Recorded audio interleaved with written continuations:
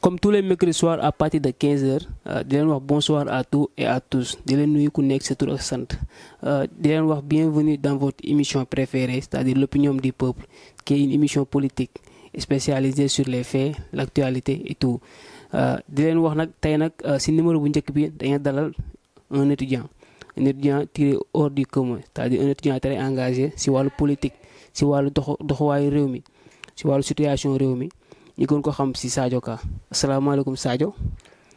maaleykum salaam monsieur Matar. ñu bàyyi la rek nga présenter def une brève présentation si sa parcours. waaw merci beaucoup di la jaajëfal ci invitation bi nga def ci sama personne. di leen nuyu sa caméraman Dadi di leen jaajëfal ci bu baax a baax ci liggéey bu am solo bi ngeen di def je me nomme Sadio Ka. Étudiant à l'université Cheikh Anta Diop de Dakar maa ngi nekk sama 3e année ci département bu ñu woowee espagnol. maa ngi juddoo ci dëkk bu ñu woowee ci Kat Wolof. nekk ci commune bu Kër Mbouki département de Birkelane. dans la région de Kaffrine. waaw ma nekk aussi le président des élèves étudiants de l'AFP de la région de Kaffrine. Aussi nekk le président de la commission pédagogique des élèves étudiants du département de Birkelane et enfin maa nekk le secrétaire général de l'amicale des élèves étudiants de la commune de Kër Mbouki d'où je suis né. C'est-à-dire que suñ dégloo bu baax li wax c'est-à-dire que poste yi nga occupé leen lañ mën a jàpp c'est-à-dire que un jeune motivé et d'après les investigations yu ñu def c'est-à-dire que si sa cadre parti c'est-à-dire sa cadre parti AFP am na ñu si woo waxtaan ak ñoom xamal nañ ñu affaire yu baax si yow mais également tamit si loolu la ñuy taxalu pour laaj la ban taxawaay nga am si parti bii AFP.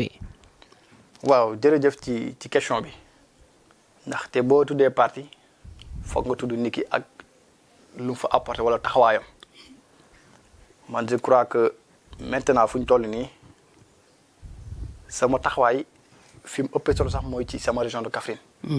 te moment bi mën a wax AFP région Kaffrine te tuddoo Sadio Ka du loo xamante ni dama ko for wala dama ko tricher mais dama ko liggéey ci parti bi niveau régional niveau départemental juste aussi niveau communal. ba mu am ci considération ndaxte nga dem ba certain temps nga doon président des élèves étudiants de l'AFP nommé ANEP régional Kaffrine. du nekk loo xamante lu yomb la. ndaxte je ne suis pas le seul étudiant dans l'AFP au niveau régional. étudiants yi bëri nañu. mais su ma nekkee le président daay wane que ne boo am loo xamante ni benn poids boo xamante ni am naa ko ci niveau régional bi.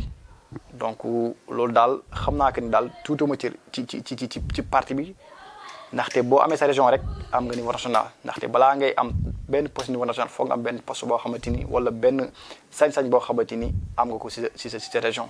te loolu déjà am naa ko. nga ko waaw mais Sadio Ka ñi gën la xam si Mandela parce que ñu si bëri ñu ngi lay woowee Mandela te man loolu noonu daf ma xaw a jaaxal c'est-à-dire c'est un choix politique pour attirer plus de monde ou gars yi ñoo la collé étiquette bi. waaw loolu moom ça fait l'occasion sax ma leeral benn mbir sax am ñu bëri ñoo xam ne dañu teg ne man Mandela mooy sama tur ñu bëri xamuñ Sadio surtout ma université ñu bëri xamuñ sama vrai nom man sama vrai nom Sadio Ka la. pour ma dellu si question bi nga wax Mandela sama idole la. mu doon loo xam ne depuis ma nekk booy dama ko bëggoon ma ko doon suivre di observer ay discours yu bëri ma jëlee ko primaire dem collège ma ànd ak tur bi dem lycée ànd ak tur bi université nag la tur bi gën a développé moo tax ñu bëri pour ñoom sama tur Mandela la mais man sama vrai nom c'est Sadio Ka waaw. est-ce que defoo ko yëfu politicien c'est-à-dire que pourquoi pas ma jël tur Mandela pour marquer les esprits parce que politiciens yi dañaa xaw a yéeme de. non même pas xam nga lu lay may nga marqué empreinte. loolu yaa ko def si sa bopp. boo bëggee doon Mandela te defoo lu Mandela def wala tegoo ci voie bu Mandela tegoon du tax nga doon Mandela. comprendre nga mën ma doon Mandela à 100% mais juste dama ko bëgg. depuis ma nekk boobu jusqu'à présent ma màgg ak tur boobu noonu. mais tur bi ba ndax que c'est venu naturellement tamit quoi ndaxte le fait que ma nekk booy xam Mandela. du lu yomb tamit quoi ma judd rek xam ko. teel ko xam daal forum laa nu gis bi nii gis nga ba mu màgg ci loolu. kon daal tur bi pas question ma ko politiser wala mu yokk ma tur mais dafa nekk loo xam ne dama ko doon dund depuis enfance ma màgga moom ba tey jii nii am naa sama tur nag mais dama ko liggéey am ko léegi ko ci ICAT léegi ko sama dëkk. sa dëkk.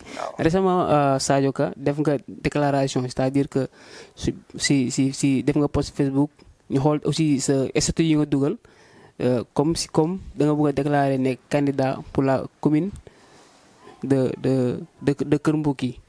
Situé à 31 kilomètres de la région de Kaffrine élection maire daal ñoo la soxal ban engagement nga am ban motivation bu la may fit en tant que jeune nga ne yow da nga bëgg a ñëw jël maire bi nii facilement. waaw xam nga jeune on veut tout dire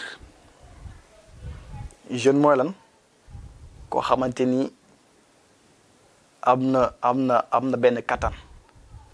am na benn xel bi ndaxte boo nekkee jeune ci ngay am doole ci ngay am xalaat boo màggetee moom loolu benn xel bi déjà la bëy naa ko comprendre nga léegi sur ce mën naa la wax man sama candidature sax si mairie bi du loo xamante ni war na bett telle personne wala telle personne man dama yàgg am sama motivation ku ma xam ci motivation nga ma xamee je crois que ci motivation tamit laay mujjee. sama dernier souffle ne yàlla na yéex comprendre nga kon appartenant de mairie loolu benn mouvement la war a doon tamit quoi te damay lancer benn appel comprendre nga ci jeunesse bi comprendre nga ci jeunesse bi ñu ñëw ñu liggéey xam nga ne bëgg nekk maire yomb na mais est-ce que yow li ngay def wala li nga mel mën na la permettre à affaire bi yomb ci yow. boo bëgg a nekk maire moom yombul. waaw si loolu noonu laa bëgg a jéggi question bi pour laaj la yow ban vision nga am c'est-à-dire pour développement sa mairie ëllëg soo demee ba yàlla def la maire de Kër Mbouki yan réalisation nga am ci sa bopp. waaw réalisation moom je crois que ñu ngi ci sax dès maintenant. ndaxte ku xam AFP li may wax AFP niveau départemental de Birkelane. am na ay jéego yoo xamante ni am na ay projets yoo xamante ni ñu ngi koy def ci biir département bi surtout sama biir commune Kër Mbouki. comme quoi. comme benn mouvement bu tudd Calebasse du Progrès. foofu dinaa fa jaar sax nuyu au passage Mapenda Cissé mooy jiite AFP au niveau du département de Birkelane mu doon koo xamante ni c'est un leader incontestable koo xam ne day jël ci poosam di def. te xaarul parti bi di jël di def ci moom. kon kooku bu amee ci département Birkelane bi ñëpp dañ ko war a saluer te yombul tamit quoi yombul koo xam ne day jël ci poosam def ci parti bi. mais loolu yàgg nañ ko fay gis. loolu liggéeyu politicien la. da ngay def pour recevoir. waaw léegi même ma yegg ci question bi rek. comprendre nga après bu paree ñu wax ci question boobu noonu. d'accord léegi déjà si projet yu nekk moo naan ñu ngi ci calebasse du progrès. mën nga xamante ni dañ koy def ñun au sein de notre département au sein de la région de Kaffrine mu doon mouvement boo xamante ni ñu ci gën a gis seen bopp mooy jigéen ñi maam dañuy jël benn mbootaay boo xamante ni c'est autour de 25 personnes ñu jox leen benn somme de 200 000 jëm même 250 000. di ko defal xam nga boo jëlee 25 femmes nga jëlee jox la benn somme de 200 à 250 000 nga def ko benn du ñaar du ñett ba ay 10 20 fois loolu yaa xam naa développement am na fa. développement est-ce que limité na si maanaam dépense xaalis jël ñëw jox nit xaalis parce que man j'aimerais su ma lay déglu day mel ni kon yéen politiciens yéen xaalis ngeen jéem a jëndee nit ñi alors que ñun société bi lu ñuy xaar maanaam. mooy ngeen réaliser dara boo xam ne ñoom seeni doom dinañ ci mën di yëngu. waaw xam nga tamit pareeguma question bi man réponse bi pareeguma ci. yow ko yaa xam te di. non mais nag fi nga bëggoon jaar. c'est-à-dire que foofu laa bëggoon nga teeree fa. léegi xam nga bi dafa am maanaam ñun jëluñ xaalis bi rek jox leen ko dans l'aveugle. dañ lay gunge jox la ko gunge la comprendre nga. d'accord. ci biir gunge bi nag dafa am ay formation yu am ci biir yoo xamante ni comme gunge la ba nga def transformer ay mangue en jus mangue bi. excellent idée. comprendre nga. yëpp wax maanaam ay formation yoo xam ne dañ koy def ci jëfal ci famille yoo xamante ni formation yoo xamante ni pour nga gisoon ko ci département bi c'est tout un problème et à l'instant yi ñu ngi ci et bëgg na ci wéy de telle sorte que bépp jigéen boo xamante ni yaa ngi ci commune bu Kër Mbuki di nga gis sa bopp ci AFP di nga gis sa bopp ci Calabas di progrès bien vrai rek démarré nañ ko yaatu gu ci biir commune bi mais bu soobee suñu borom dañ koy gën a wëyal liggéey bi ba képp xamante ni yaa ngi doon jigéen ci biir commune bi di nga gën a gis sa bopp ci AFP defuñ ko nag ndax politique mais dañ koy def ndaxte jigéen ñi dañu sonn. jigéen dañoo soxla ko xamante ni taxawu comprendre dañu soxla xam dañ leen taxaw jàppale leen wax leen li nga xamante foofu lañu jaar ba ëllëg ñoom du taxaw fenn di ñaan wala du taxaw fenn di abu xaalis. te ñun AFP commune bu Kër Mbuki AFP département Mbékane ñun ci loolu lañ nekk chaque jour te ku xam AFP ci qualité nga ko xamee ci parti de soldat nga ko xamee kon loolu soldat bu nga xamante soldat bi nga xam boobu la jël ci président Moustapha Niasse boobu lañ jël décentraliser ko jusqu'à la commune de Kër Mbuki et je crois que nuñ ko démarré ci yenn femmes ci commune Kër Mbuki bi on va le faire jusqu'à l'infini. soo ñëwee si AFP ñu gis AFP mu allié wu ak président Macky Sall ba sax mu jël seen ténor moom mi créé parti bi en 1999 c'est-à-dire que Moustapha Niasse le président de l'Assemblée nationale allié wu moom mu ñëw fal ko mu allié moom mu fal ko yow loolu noonu est-ce que nekkul day nuire seen réputation parti parce que si seen première déclaration parti da ngeen déclaré wu comme une partie de gauche alors que le président Macky Sall dafa ñëw nekk républicain donc c'est diamétralement opposé yéen loolu noonu est-ce que du nuire seen réputation en tant que jeune aussi à l'avenir yaakaar na ne si loolu mën na leen yàqal politiquement. xam nga dafa am benn affaire boo xamante ni nit ñi dañu koy waxte duñu ci rendre compte. AFP day dee wala Benno bi wala APR day rey AFP APR. du rey AFP te du mës a rey AFP xam nga moo tax. mais mu si yoon.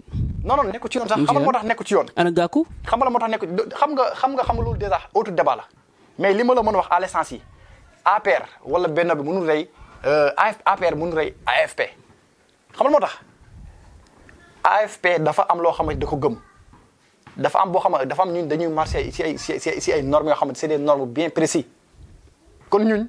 le fait que ñu def benn liaison yu fekk ñu def bennoo ak APR loolu pas que APR rey na AFP mais dafa doon loo xamante ni union de force la te ba léegi ñun valeur yoo xamante ni AFP amoon na ko au niveau régional au niveau national et au niveau international ba léegi AFP mu ngi garder dignité boobu noonu ba léegi AFP mu ngi garder maanaam valeur boobu noonu te AFP ku xam parti de valeur la. te valeur boobu ba léegi nii à l'instant nii AFP tey la gën a am valeur boobu noonu kon ñu nekk ci ñu ànd ak benn parti wala ñu ànd ak yeneen parti lu tax ñu suñu valeur ñu bàyyi ko. mais est-ce que vous êtes pas sous l'ombre. c'est-à-dire loo bëgg wax fu. c'est-à-dire que su ma nee vous êtes pas dans l'ombre c'est-à-dire que da ngeen di militer pour keneen gagner mais pas pour yéen. xam nga parce que AFP ba mu sosoo ba léegi. c'est-à-dire que résultat yu mu def résultat présidentiel yu mu def c'est-à-dire que benn année la mooy Moustapha Niasse bëggee nekk président de la République te nekk ko mais boobu léegi pour ngeen am candidat sax day métti.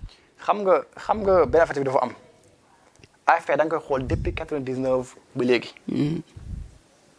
on parle de l'AFP. on parlait. jusqu'à présent on parle de l'AFP. on parlait xam nga moo tax on parle de l'AFP. ki nga invité c'est un produit de l'AFP non. oui am nga si droit. am nga si droit. ki nga xamante ni il impose jusqu'à même sa commune le reconnaît. mais donc AFP mënul dee. ndaxte AFP jusqu'à présent il a des jeunes très motivés dans tous les côtés et des jeunes très positifs dans leur domaine kon AFP xam nga AFP mënul dee te parti jeunesse moo koy te ba léegi AFP am na jeunesse boobu noonu. kon li ma la mën a wax mooy lan APR même AFP même bu dee depuis 99 ba léegi mosul toog ci pouvoir bi mais mën naa la wax ne AFP toujours contribue au parti qui accède au pouvoir. en tout cas te contribution boobu noonu. nekk lu tuuti loolu parti bu amul doole di ko def te c'est pas forcément que boo demee élection rek da nga war a gagner mais fexeel ba li la maanaam nation bi xamee woon ba ngay créer sa parti fexeel li nga xamee ba léegi na nga ko garder te alhamdulilah rabbil alamin ba léegi. parti de valeur boobu noonu de solidarité boobu noonu ba léegi moo am ci AFP amul dara loo xamante ni change na ci. léegi ñu def projection si dans la région de Kaffrine dem un peu Kaffrine foofu noonu nee nga seen présidence am na fa doole ma lay laaj kese di la laaj ba xam ban structuration ngeen fa am nan ngeen structuré yéen waa AFP. parce que Kaffrine jamono ji xaw na yëngu trop entre Ablaye Sow Ablaye Wilane ba pare ngeen ñëw bëgg a yokk ci coow bi dina xaw a métti. xam nga ñuñ mën naa wax ne AFP parti maire la. maire boo xamante ba léegi mu ngay dund di dundal ay doomam kon structuration boobu noonu bi ngay wax dama la koy njëkkee au niveau régional wàcce la ko niveau départemental ba niveau communal. boo demee ci niveau régional El Hadj Mangane mooy coordonné parti bi au niveau régional. boo ñëwee ci département bi ma dëkk Mbirkelane c'est Mapenda Cissé moo ko coordonné boo demee ci commune ba Kër Mbouki mën nga tudd Sadio Ka man mii tey. toog kon déjà loolu benn structuration bi nga xam ne parti bi am na ko te amul fenn yoon fi ngay toog dégg ay problème ci AFP toujours on garde le silence et on travaille dans le même dynamisme. est-ce que da ngeen ragal parce que jamono ji yaa ngi wax que am ngeen présidence une forte présidence au niveau de la région de Kaffrine mais man du ma gis c'est très rare le gars yi di wax yéen seen li ngeen fay def daal. waaw xam nga ñooñ nekkul ñoo xamante ni ñuy wut xew-xew wala ñuy wut ñuy xam. mais ay politiciens ngeen avant tout. déjà ñun l'AFP est reconnu au niveau international. seen néegu mënatoo leen. non pas question que mënatuñ te xam nga kay wax benn affaire. loolu damay sax sàcc di la ko wax. gis nga dans l'avenir yàgg dara di nga dëgg benn rassemblement bu rëy. ci département Birkelane bi. seen déclaration di leen wax mbokk internet Senvive TV Sadio Ka def na déclaration. comprendre nga. te ci biir ci loolu noonu dina woon que maanaam AFP ba léegi racine yi mu dugaloon ci biir ren yi ba léegi mu ngay dund te day jebbi di gën a dem man gisuma loo xamante ni mën na rey AFP ndaxte parti bi ne la parti de valeur la et de solidarité. lan mooy seen vision ak combat pour ngeen entourer région de Kaffrine gagné ko totalement. mais suñ ñu système bi lañ nekk ñu ngi di def département ba département te presque mu lu mën a wax que ne amul benn département ci région Kaffrine boo xam ne war nga fa dem te doo fa am représentant AFP te c'est des personnes très bien reconnues et des personnes très bien considérées dans le département te parti politique bu la ëpp des personnes qui ont reçu plus de considération mooy wane que ne parti boobu moo gën a dund ci région bi.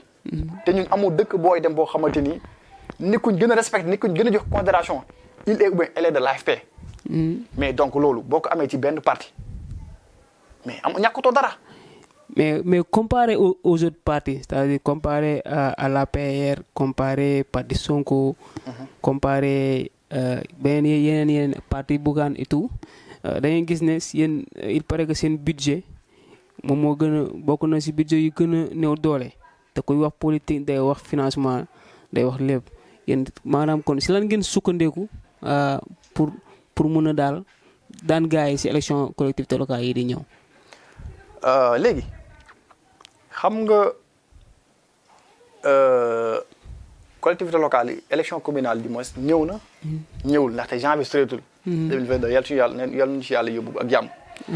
léegi li ma la mën a wax mooy AFP li mu njëkk a sukkandiku fu mën a doon mooy valeur bi mu amoon te man du ma noppi si di insisté moo valeur bi.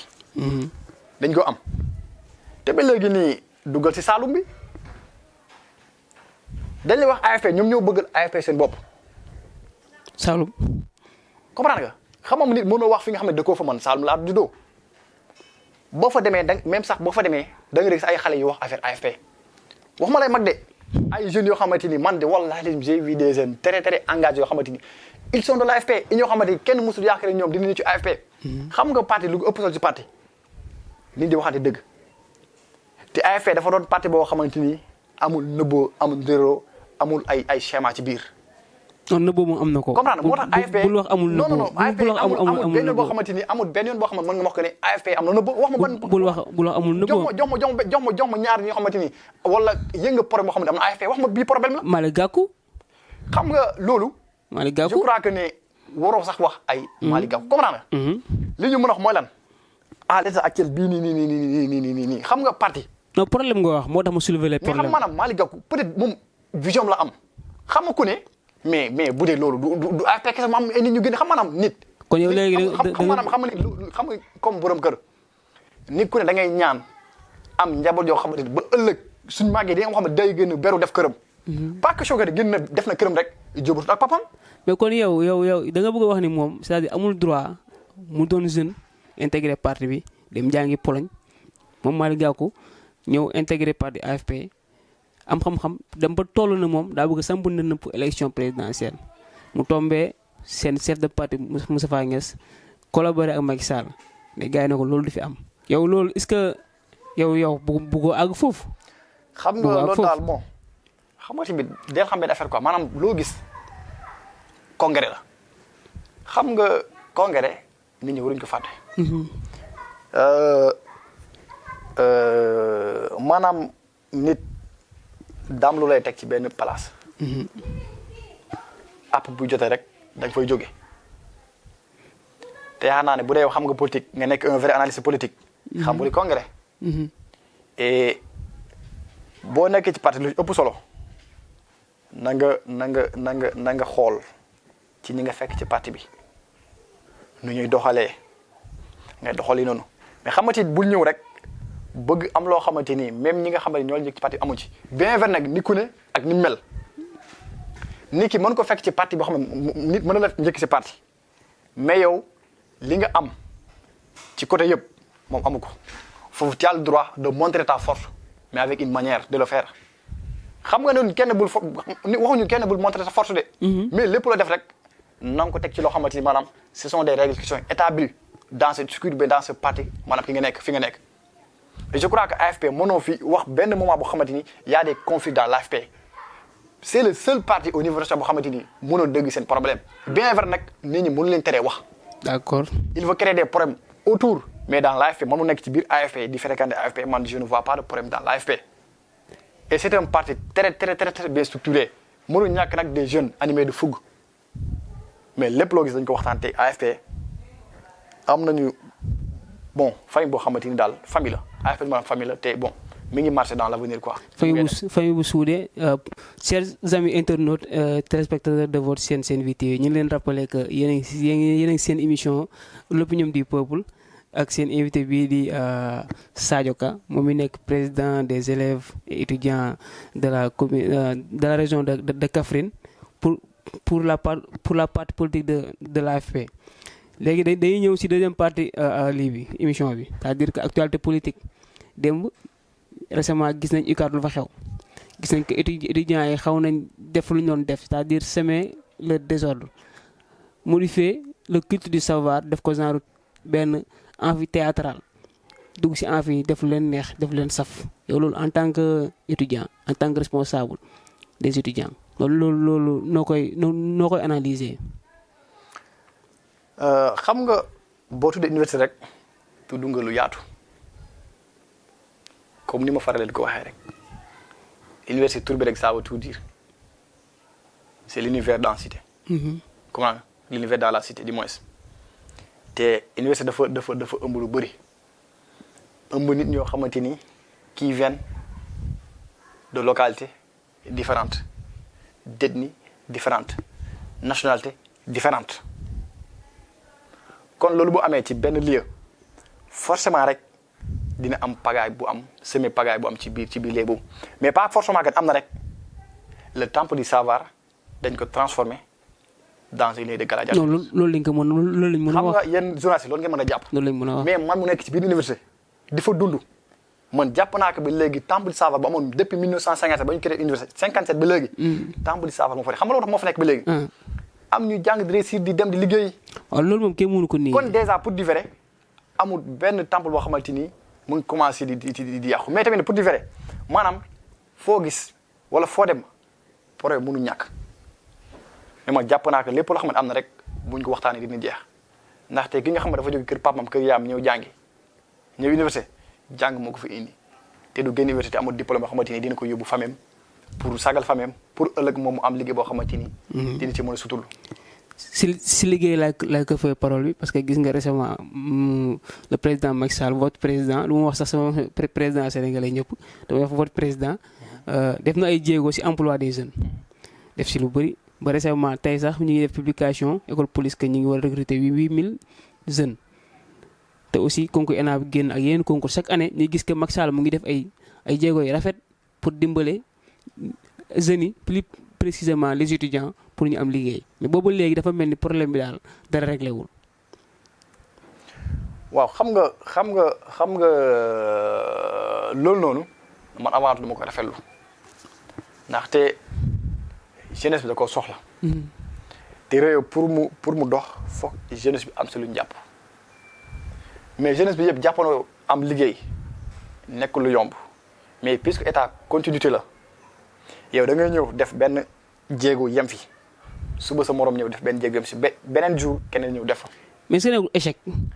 échec comme lan. seen président Sénégal dafa échec ci emploi des jeunes parce que am ba léegi soo demee nombre bi ngay fekk UCAD même nombre bi la étudiants yu bëri bëgguñ génn dem jàngi si université Sine Saloum wala Bambey wala feneen c'est-à-dire que UCAD ba léegi récemment bu mu am chaque année day gën a yokk. mais est-ce que jàppoon tamit ñuy am bac ñoo ëpp ñu maanaam ñooy yokk maanaam bul fàttaloo tamit chaque année dafa am nombre boo xam ne day am bac di ñëw université te bul fàtte que ne Sénégal mois bi njàng bi day gën a avancé te bul fàtte que yow bu dee da nga base ren am na université yoo xamante ne jëluñ bachelier yu bëri te c'est l'UCAD mooy nekk toujours victime kon forcément UCAD mënu ñàkk a am blocage pas question que ne blocage am na liggéey amul liggéey mën naa ko ni maanaam liggéey manqué na si Sénégal. du ma la fen mais jàpp naa ko tamit maanaam lépp daal nañ def ndànk rek maanaam liggéey nañ def ndànk ndaxte li ma mën a jàpp mooy lan puisque l'État def na ay def na déclaration ne lii ak lii enseignants yi te wax nga ma sànq sax yaa ma jox information merci de me l'avoir bon ba nga ma xamale 8000 policiers yi te kon loolu mu dala woon ne maanaam am na benn mbir boo xamante ni bàyyi na si xel maanaam loolu maanaam moom bàyyi na si xel te kon man li mu mën a wax rek mooy lan nañ daal ci nañ gën a góorgóorlu bépp koo xamante yàlla jeune nga te nga nekk si secteur bi nga nekk nañ ci góorgóorlu. yow mi nekk si campagne bi yow mi milité si campagne bi nekk côté Saloum est-ce que di nga rafetlu nga c'est-à-dire que lu taxawaayu baykat yi taxawaayu éleveurs yi nu leen réew mi taxawoo c'est-à-dire nu leen gouvernement bi taxawoo seetaan bi. waaw xam nga man foofu dinaa sax dèjà sa war a tontu ndaxte man baykat la doomu baykat la en plus aussi sàmm laa doomu sàmm laa. ndaxte boo ne pël tudd nga sàmm boo ne saalum tudd nga mbay. kon xam nga dèjà foofu sama secteur la xam naa ci lu bëri. xam nga le problème en est que avant tout d'abord xam nga problème la problème taw d'abord taw bi dafa mën a manqué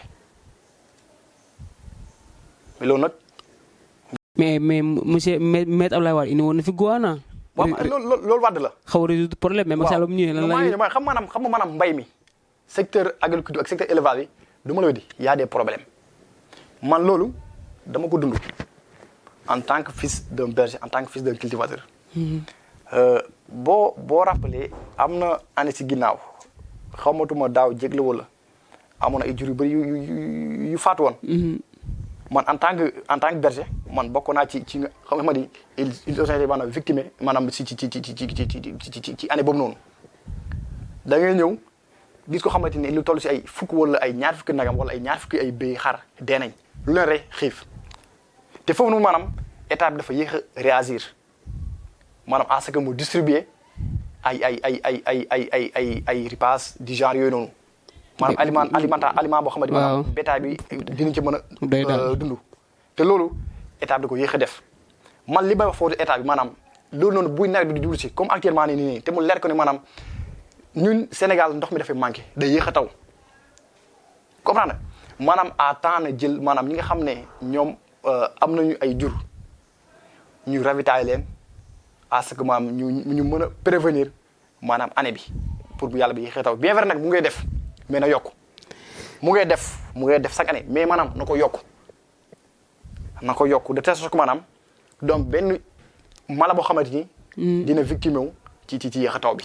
gouvernement mu ngi deful loolu kàddu askan bi la loolu kàddu ñi nga xam ne ñoo nekk si opposition bi ak état bi ñoo si ëpp luñ si débattre mais soo jëlee cultivateurs yi ak éleveurs yi ñoom moom daanaka seen lépp dañ koy yëg si suñu borom. waaw mais tamit xam nga tamit sax dèjà ci agriculture bi ma ñëw si loolu tamit xam nga agriculture man dèjà man xam naa ci lu bëri ci laay bu agul tëjee damay delluwaat ci àll bi bay comprendre te ku tudd mbay rek da nga tudd ay problème xam nga benn affaire dafa am man jàpp naa que ne pour nga développer réew foog nga mettre sa loxo ci mbay mi xam nga lan moo tax Sénégal mën naa wax ne ñuy bay ñu ëpp ñu bayut mais xam nga lan moo tax ba léegi ñu mënuñu am autosuffisance maanaam mënuñu dundal suñu bopp nu ñu bayee wala nu maanaam matériel ñu war a bayee dafa motut. subvention yi moo des. maanaam subvention bi ça manque te loolu tamit bien vrai ñoom état baa ngi def ay jéego mais na ko renforcer à temps. maanaam mu ñëw maanaam en plus maanaam mu ñëw jox ko maam ñi ko xam ne ñoo leen ko war a jox maanaam intermédiaire bu bëri rek ñi ko war a jot ak temps bi ci war a jot du yeggee noonu te maanaam duñ ko waxee maanaam du yeggee ni ñu ko bëggee te loolu c'est chose maanaam état bi ko revoir bien vrai nag am lu ñu cee def mais méthode agriculture ak l'élevage bi na jox à temps nu mu koy defee na teel ñi mu koy sëkkër. na leen xam. intermédiaire waru bëri. na doon tamit ñi nga xam ne xam nañ purement il vu maanaam ci milieu bi. xam nañ ko milieu bi. former voilà pourquoi pas former ay étudiants yoo xam ne ils sont spécialisés sur ça. comme par exemple kii nii. l'université de Sine Saloum lan lay jëriñ. El Hadj Ibrahima Niass. am ñoo xamante ni dañuy pratique agriculture. pourquoi pas ñu former jeunes yooyu noonu wala ñu déjà ñoom lu ñu def c'est de la formation déjà presque. ñoom presque lu ñu def c'est de la formation ndaxte man déjà am naa ko boo xamante ni lu may wax ci mbay ci gàncax man déjà loolu mosuma ko dégg. et kooku boo ko jëlee nga former ko 2 mois wala 2 ans wala une année rek déjà day war ko maanaam il dina yokk capacité te ñooñu yaakaar naa ñooñu la war a jël appuyer leen lépp loo xamante ni laaj na mbay que ça soit engrais nu ñuy def ba fertiliser suuf si yokk ko doole tamit ñooñu. am nañ ci xam-xam bu doy te ñooñu buñ jëlee ñoo noonu jox leen liggéey bi wallaahi lazim année bi bu wàccee maanaam nawet bu jeexee cultivateur yëpp ay kontaan. luy firndeel li nga wax rek c'est-à-dire que soo demee au niveau de l'extérieur soo jëlee baykat yi ak éleveurs yi daanaka ñoo ëpp foofu xaalis. ñoom moom ñoo ëpp xaalis parce que ñoom dañ ci def les moyens di wax que président Macky Sall mu def si les moyens qu'il faut te aussi di wax mbokk internaute de Sen Vie TV que l'émission tire à sa fin Sadio di la bàyyi nga tàggatoo.